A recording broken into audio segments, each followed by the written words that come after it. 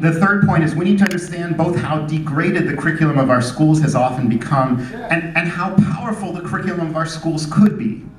So largely now we have a school curriculum where arts and music, social studies, so much that could give meaning to the kids has been pushed out, all in the service of test scores, trying to raise those test scores. That's what's driving the curriculum.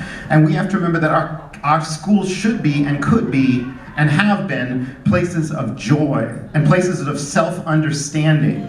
To develop self-understanding and to develop the capacity to address the many problems that need to be addressed in this world. School could be one of the most meaningful places for our community, and instead it's become deadened. But we're going to fight to get back to the place where schools are like that, where we have culturally relevant curriculum, where it's tied to not just producing a test score, but actually to developing people who are self-empowered and who know how to fight for their community. Four, within the schools, there is big money to be made. And that's why we've seen so much of what we've seen. Consultants contracts, testing contracts, high administrative salaries. And I've charted off in detail how over the last 8 years, how since the previous elected board, since we've had emergency management and power, resources have been shifted away from the classroom and to administrative salaries, to servicing their debt that they created, and then also to salaries, to contracts, to consultants, to curriculum packages, none of which we need. We already had a good curriculum here in Detroit in the mid to late 90s. And my final point, because I know I'm out of town, not out of town. They wanted to get me out of town. The final point is it's important to know that the effort to destroy brown and black schools and neighborhoods isn't just happening in Detroit. It's part of a national effort to displace and dispossess black and brown communities, to line the pockets of those people who wish to extract value from black and brown neighborhoods and black and brown children and their schools. And it's equally important to know that nationally, there is a movement to push back against this destruction, and that by being a part of this gathering today, we are joining with national groups like Journey for Justice Alliance and Detroit groups like Keep the Vote, No Takeover, Detroit Independent Freedom Schools, Detroit Life Coalition. And it's important in this moment to know which groups are with us and which groups are fighting against us and for the exploitation and destruction of black children and black families. Not all those who should be our friends are our friends in this struggle. And we need to keep out for that, and I know that the rest of the panel will help to elucidate some of these points. Thank you very much.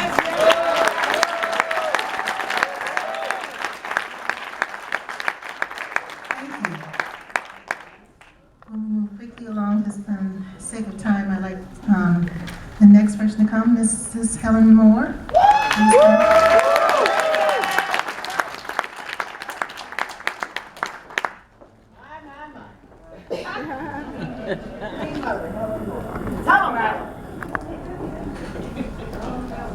Thank you very much. I've just been given instructions of don't hold back, and that's not me, okay? So, I'm just happy to see so many of our people here today, members of Keep the Vote, National Action Network. It's just wonderful. Journey for Justice and a Detroit Life Coalition. All of you are here for the same purpose, I hope, and that is to free our children from slavery. That's right. Our children from slavery because they have been in bondage since the takeover of the school system, which started back in 1994 when we voted on a millage for $1.5 billion. And it was decided back then that Detroit could not have that kind of money. So Governor Engler and his people decided we gotta take it away from them. We gotta find a way to get this money from those black folks in Detroit because they don't deserve it and we do. So they got Martin Mallow to come in, who made $1 million a month to destroy our school system. Although we had 3 black product management system that were here, they wouldn't let them do the work and everything until they got rid of them. This is their strategy. This is how they do. When they don't get their way, they take over. And it kept going until today. Now what you see here is the evidence It's cracked because I hit somebody with it. And so here we have the proof. 1997. That's right. So the scores, achievement was just, it was off the hook. Everybody was doing good. I was the chairperson as a community parent of the testing committee. That's right, yeah. Other parents were over the book, selection of books, and other people were over African-centered education, which were community people. We were involved. They came up with a plan called the Four Cornerstones, which was led by Dr. Green. How many of y'all remember Dr. Eddie Green? All right, we all said, okay, we better get on board because this stuff is working. And it did. It encompassed the whole child. Their home life, the social life, what they did in school, and we were all involved. We led the system. Didn't nobody come in here and tell us that they were going to take over the system, and we just sat there and did nothing. That's why I show them this one. That's why you see me getting arrested. That's why I didn't go to any meetings with our Keep the Vote members and Black Parents for Quality Education when we sat there while people were talking about our children and telling us what they were going to do. I didn't care if it was a governor or whoever it was. I was going to hit the floor when they lied about everything. I didn't wait for somebody to say, it's your time to talk. It's my time to talk when I have children and money invested in the system, and when our children's freedom is reliant on their education. It's my time to talk. But even doing that, there were people in the audience, these sedity folks that would say, Miss Moore, sit down. You embarrassing us. Embarrass your damn self, because you sitting there going along with this attitude, which you're saying that you don't even count, your children don't count. It's called slave mentality. And we got a lot of people that are still slaves. We got to wake you up to the point where you will go out and vote. God, please vote. Because I sat in them back rooms with the lawyers, and guess what was said to me? And I'm going to sit down in a minute, because y'all need to know why I'm so angry and why I fight so hard. In the back rooms with these people that were fighting us on that first lawsuit, you have to have an intent as to why you do certain things to certain people. All those lawyers, all white, sitting back there laughing at us, little black folks with pro bono. We didn't get no money for it, except Keep the Vote raised the money for fees, etc. That's right. We sitting back there, why are you doing this? Because we can. Ha, ha, ha, ha, ha. Because you can. That's right. What does that mean? Well, you little black folks sit in Detroit, you don't vote. You don't see about your children. We had to take all these insults because of our children being in the back room. Oh yes, and we know we're doing wrong, but we ain't gonna stop till somebody stops us.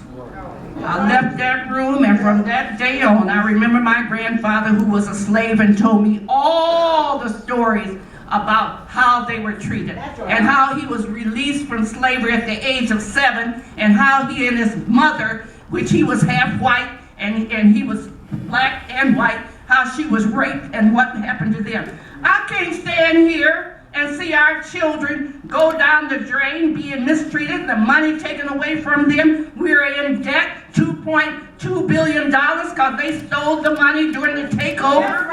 We have a system set up like New Orleans, and the same man that set up that system after Katrina set up the charter schools for New Orleans is the same man that Snyder hired to destroy our school system.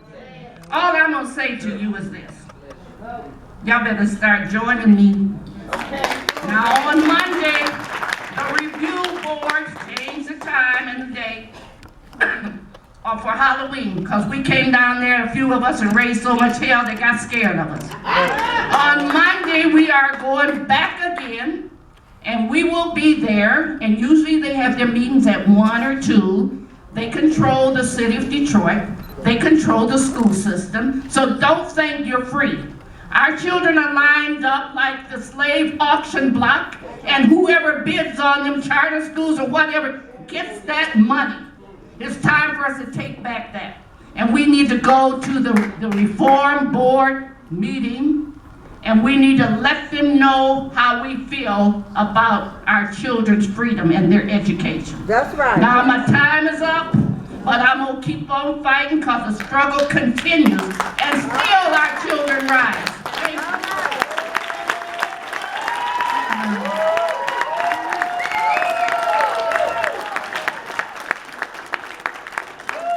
We have Professor Aurora here, please. All right, yes. Good afternoon. Okay, I am speaking on behalf of the special needs children in the district. I served as the co-chair of the Parent Advisory Committee for Wayne Risa for a few years.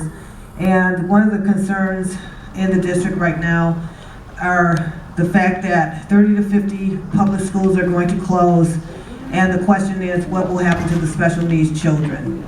We have 5 center-based schools for severely disabled students in the district, and there's a fear of those being overcrowded. There has really been no plan that the public could see, a detailed plan or policy since the emergency managers came for the public to see. Quoting the law and what is supposed to be provided to those children on websites or handouts or whatever is not the same as providing the resources, the special needs, certified teachers, and the accommodations that are needed for those children. Some of the other concerns are bullying, excessive expulsions and criminalization of the special needs children that have been continuously happening since the emergency managers have arrived. Another concern is, where's the money going? We've been trying to track where the special ed money has been going. There has been no real detailed tracking or accounting of where the federal dollars are being spent. They give these vague reports and things, so we don't know what's being spent or how the children are being taught. And even though the children have individual education plans, which are called IEPs, a lot of times those aren't being followed because, like say, if a child needs speech or therapy or any other type of therapy, and they're supposed to get it 3 times a week, and they're really not getting it. So we need to have a forensic audit. There's been a forensic audit called for in Lansing on the district itself. But we would like to see a forensic audit done on the special ed money that is coming here, because those children, yes, they do cost more to educate. However, they still, by law, need to be educated. And that is the problem. And what has been happening is that there's been money being shifted around to different places that are not going to the schools, and a lot of parents who are worried about the safety of their children, not only on buses, but in cabs and overcrowded cabs, and under the so-called inclusion into the general ed classes under civil rights law. Inclusion is not coming with all of the accommodations and the resources and the extra help that those children need in those classrooms. Now, there's talk about hiring teachers that are not certified. So what do you do when you have a myriad or broad spectrum of special needs, disabilities, and you don't have teachers that are qualified or certified to teach children with autism, children with cognitive impairments, children with physical disabilities, and so on? And there is this stigma that those children, they're always forgotten. They're the last. We're the last population to be heard. I've been doing this since 1989, advocating for my great nephew with autism, and I've been following the laws and fighting for these kids, and along with other parents. And we're always the last excluded group, always, to get information from the district. We have to fight our own battles, and I just want to say this, put it in your hearts and your minds to please keep the special needs children in your mind, because since they get the most money, if something happens to those kids and they're pulled out of the schools, that will basically sink the district. Yes. Yes, The district will sink on the backs of those children. Yes. And then what will happen when there's no resources for the parents to educate those children at home? Right. They're gonna be criminalized because by law, those children must be educated. And if the parents aren't trained and don't have the resources themselves, then everyone is criminalized and can go to jail. Yes. And the children can be taken away. Yes. So I will give you my phone number. It's 313-629-7643. And I do help file state complaints and civil rights complaints. And this is a notebook from Michigan Protection and Advocacy Service. A bunch of us parents have been trained to advocate for our children and to teach other parents how to advocate. This contains all the laws and a lot of things that you need to know. So if you know any parents with children with special needs, please have them give me a call. Thank you. Your number again, please. 313-629-7643. Thanks. 313-629-7643, and my name is Aurora Harris. Thank you.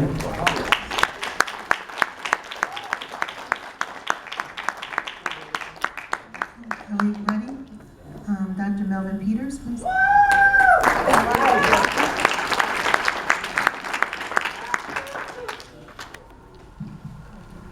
Thanks everybody for being here.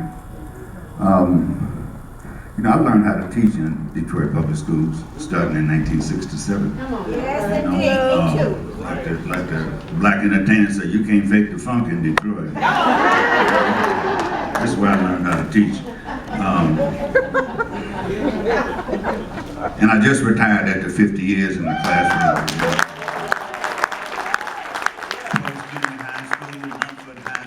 Michigan State University, WC3, Eastern Michigan, Detroit students all the time, all the way.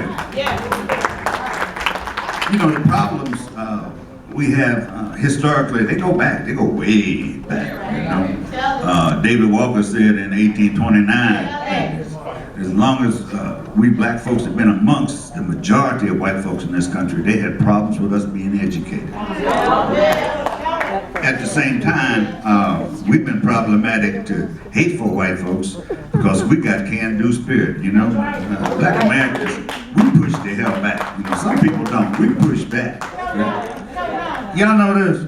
There was no free public mandatory education in the United States until 1870, okay? When the black people of the state, the ex-slaves of the state of South Carolina started public schools, okay? Right there.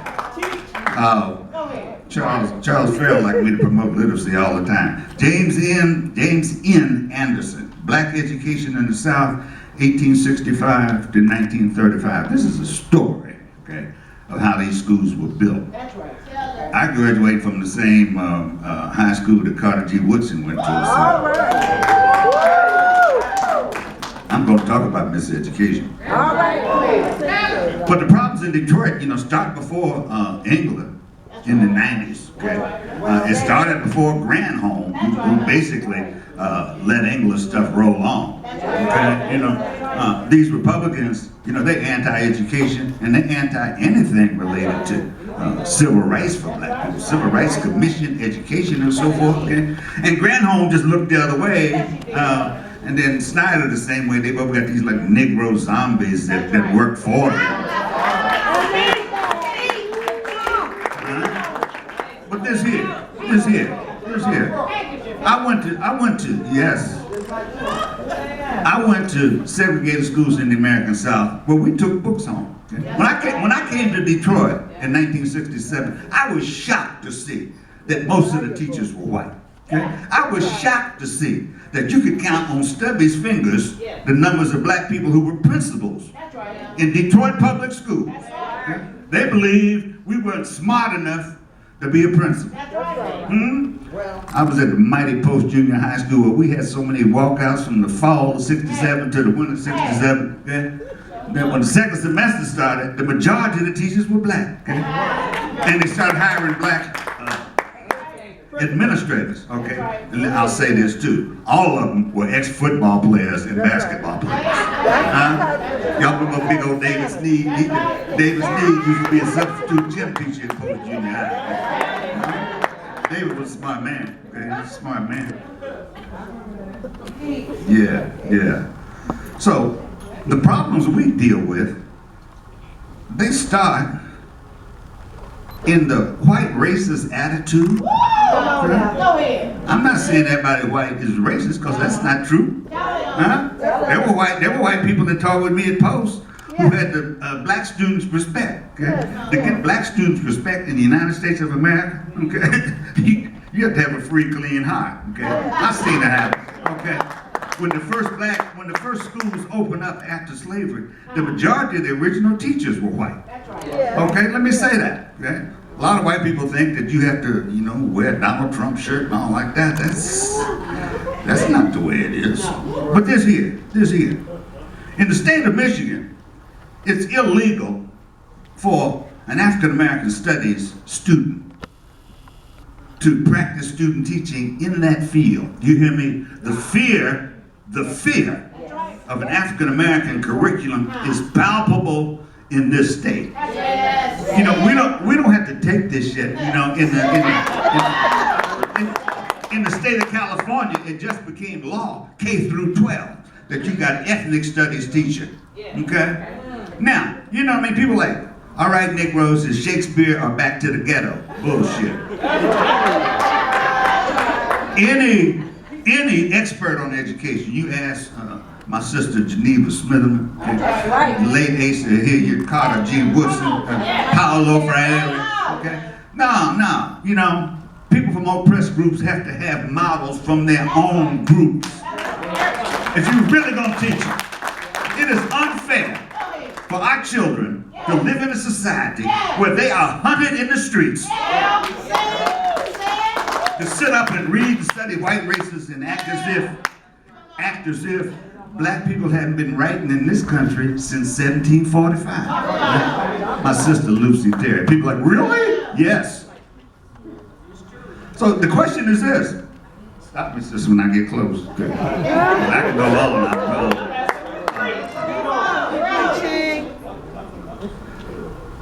The question is not just a matter of curriculum, but what? What are they reading? If you're not reading ethnic studies material, okay, and I mean third world studies, I don't mean no Tyler Perry bullshit. I mean serious writing, okay? Without that in America, you really can't get a social justice curriculum.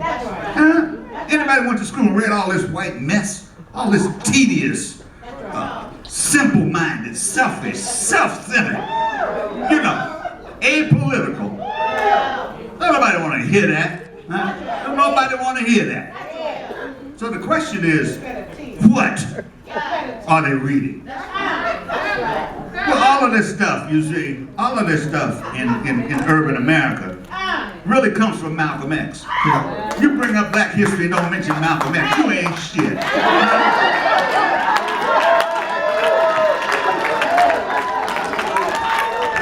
Use an Uncle Tom if you can't bring up Detroit Red, okay? I'm gonna do that. I'm gonna make it plain. These are Malcolm X's own words. This is from June 28, 1964. Okay? Any math majors in the house?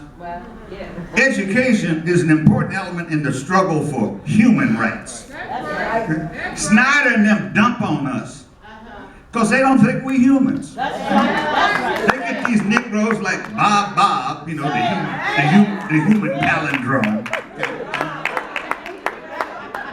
And Uncle Roy Roberts, Negro with a BA degree in business from Western Michigan, you know what I'm saying? If you graduate high honors, you know, you call it magna cum laude, okay? You graduate like Uncle Roy with a 2-1, you graduate Lord have mercy. In this state, only a Negro with no educational qualification whatsoever gets put in charge of the schools. I wouldn't walk into the space program, you know, and try to run that. That's right. Education is the means to help our children and our people rediscover their identity and their self-respect. Education is our passport to the future. For tomorrow belongs only to the people who prepare for it today. Our children are being criminally shortchanged in the public school system of America. Have mercy. This is 1965. You wonder why they killed him so quick? That's right. And try to give us amnesia about it? Malcolm said, why should we let these fools continue to run and produce this low standard of education? Malcolm X didn't hold back. Huh? He said only a fool sends his children to their enemies to be educated. That's hard, but it's fair. I swear to God it's fair. What do we want? We want African-American principals in these schools. He didn't say Negroes. He didn't say the government zombies. We want Afro-American teachers in these schools. We want textbooks written by Afro-Americans that are acceptable to our people. Not to Governor Snyder and them and his zombies.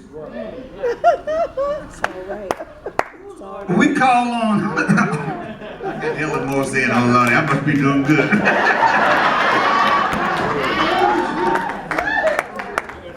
We call on all Afro-Americans around the nation to be aware that we must establish schools of our own. To use the tools of education to help raise our people to an unprecedented level of excellence and self-respect. We must recapture our heritage and our identity if we are ever to liberate ourselves from the bonds of white supremacy. We must launch a cultural revolution to unbrainwash an entire people. Okay? And that is the American people. Thank you.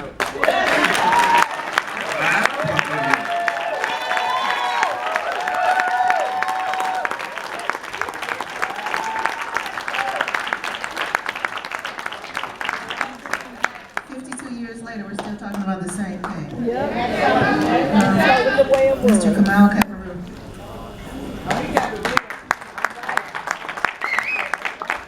I don't know how I'm gonna follow that. But we're gonna get right to it. But before I start, we gotta give some praise. Could all the Detroit Independent Freedom School Coordinating Committee members stand up, please?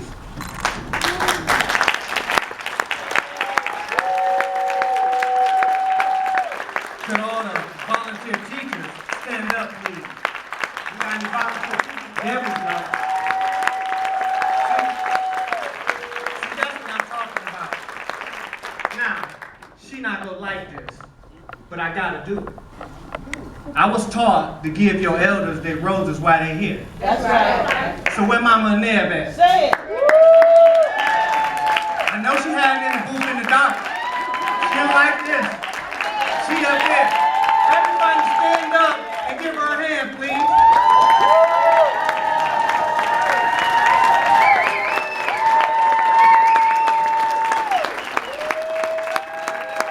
Thank y'all. Mama Neb bring the spirit of the Mississippi Freedom School movement right here. We couldn't be doing this without her. That's right. So we got to get those accolades. But let me start off by saying, let me clear the air. There was a few people putting rumors out that the Detroit Independent Freedom School, we was trying to open up our own charter school. Foolishness. That's not our intent. Please don't. Y'all hear? That's not our intent. So we in the community forum, we want to make sure you all clear. That wasn't our intent. The intent was spoken already. That's right. We got to save our babies. Yeah, that's right. You got it? This is the why. It's a double-edged sword. Yes, it is. One is to support public education Yes, got to. across the nation. You heard all the horror stories. Number two is to provide the supplemental education for our youth. Those are two reasons. That's right. Now the question is now, and excuse my directness, what y'all gonna do? That's right. That's right. Because one thing that changed my life is I remember, and I probably date myself, not like I'm that old, but I remember watching the Donahue show. And Farrakhan came on, and he was just talking what he usually talk. But a white guy stood up in the audience and said, yeah, we did all that to y'all. Well, what you gonna do? When I seen that, I had to sit back